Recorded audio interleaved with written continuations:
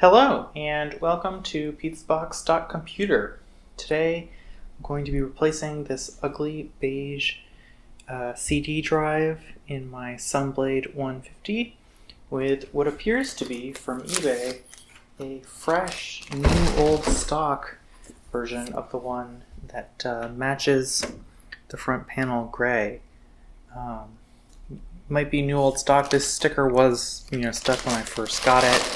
It came with some foam that looked like it was designed to strap a CD drive, and it came with this neat little manual that consists entirely of telling you to look up the directions in another manual. But today we're going to take apart the SunBlade 150, remove the old drive, and put in the new one. Alright, let's get the workspace set up here. Now, pretty sure that we're going to need a Phillips screwdriver. Got this iFixit kit here. It's I'm going to go just one size down. Though I don't always use all the different bits, it's quite handy. Let's spin this one around and get the case off.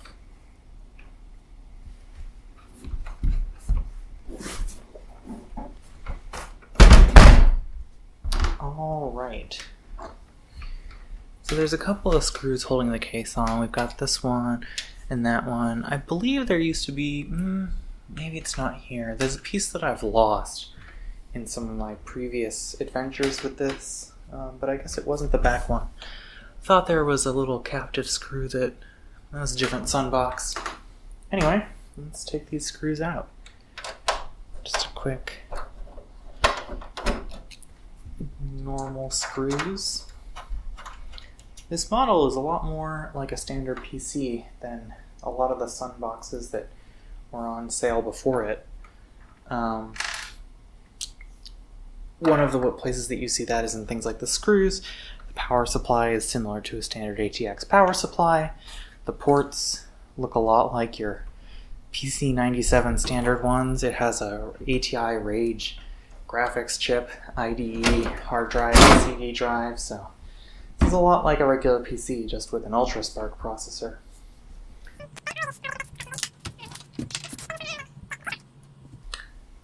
Now, what do we got?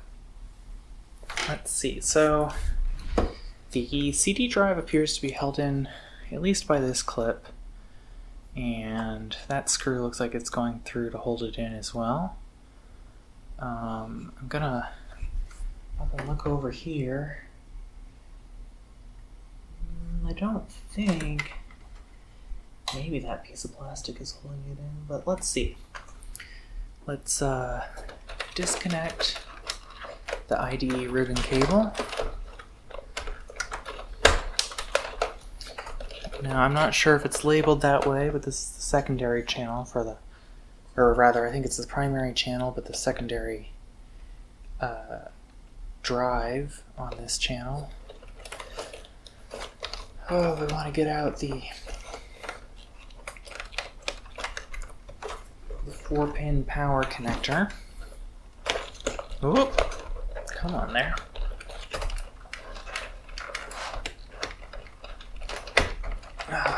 Okay.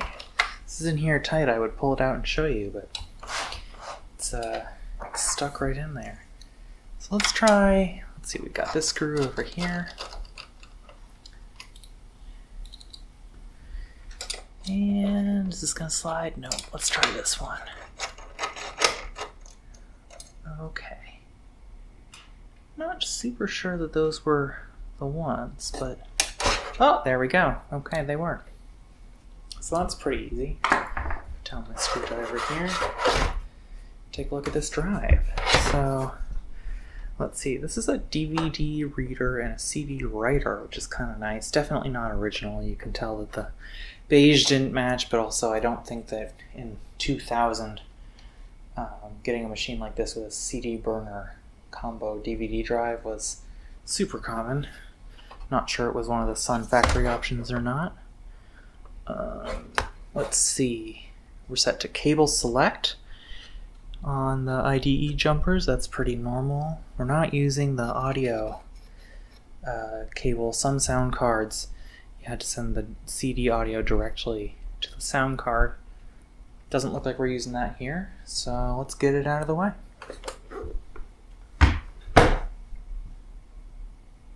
Now, let's see. The replacement drive, we can take it out of its anti-static bag. This is a light-on drive. Let's see, who made the old one? The old one was a Toshiba.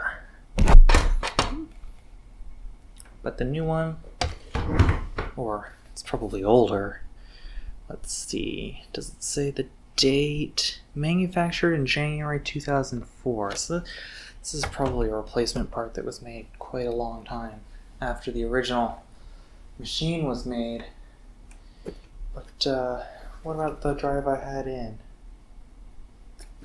Oh, let's see here. Manufactured in May 2002, so the old drive really is older. Now,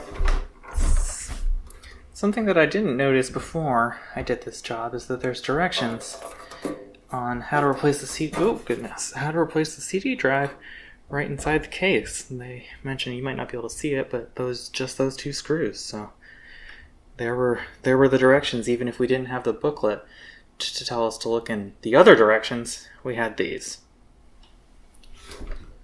Okay, so let's install this new drive. Should be pretty simple. We're just gonna slot it in the front here. Okay. Can grab some of these standard screws. Oh, look at that. I slid it just about right. Just a little goose there. Oh, maybe not. Okay, there we go. Tighten that one down. Let's do the front one. Awesome. I'm going to hook up the power. Ooh, that's an extra one. Let's see, I didn't even look at the jumpers up, but it is set to cable select. That's good. I'm gonna throw in the, there we go, the IDE cable.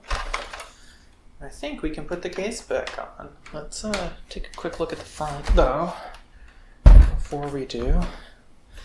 Now, that matches a lot better.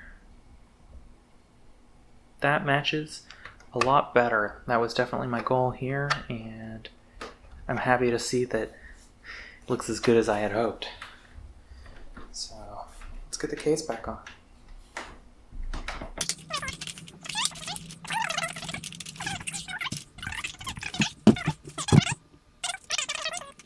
Now that is a good looking machine. Next, let's power it on.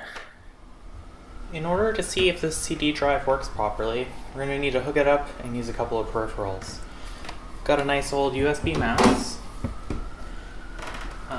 It turns out that the SunBlade 150 needs kind of a special keyboard. I have what is more or less the original Sun one here. Not the original one that came with the computer, but I think this is the model. What it needs that's special is that I believe that it needs to be a USB 1 keyboard, not a USB 2 one, and it can't have a hub in it, or else the firmware won't be able to recognize it. And this is my only keyboard that doesn't have a hub.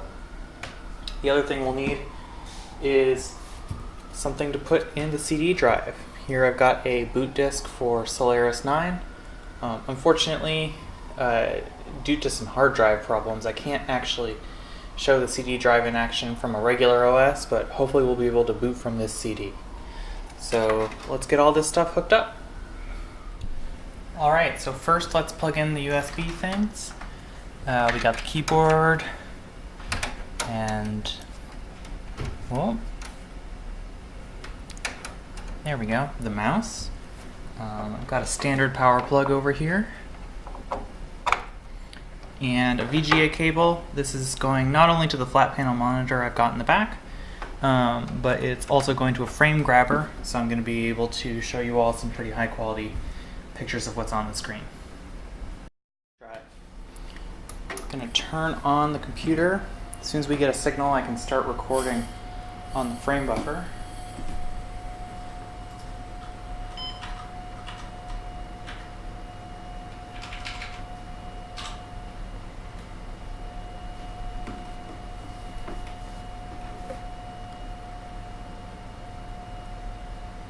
There we go. Let's start recording.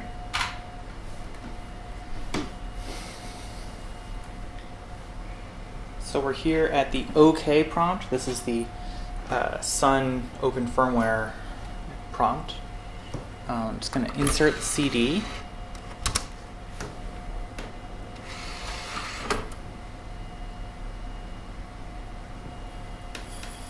And let's boot from it.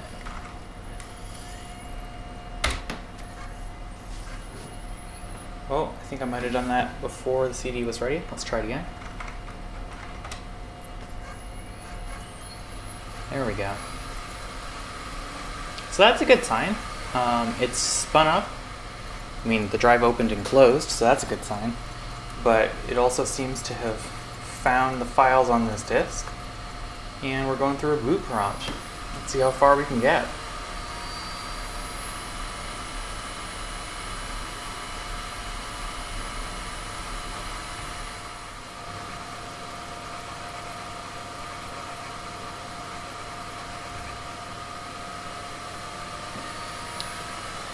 Awesome. So at this point, the installer has crashed out. This is not because there's some error on the disk and it's not loading the program correctly. It's actually, I'm pretty sure, I've investigated this before, that it's because the IDE hard drive I have in here is 160 gigs, which is too large for the firmware on this computer. Like it doesn't seem to be able to enumerate that. So basically what that means is that things are looking pretty good. This is the result we wanted to see. Let's just power off the machine. Oop, not like that. Ah.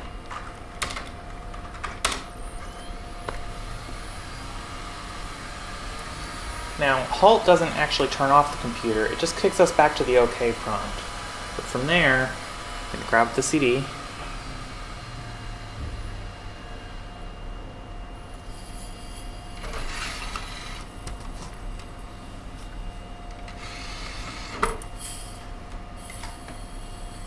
And then you type power off.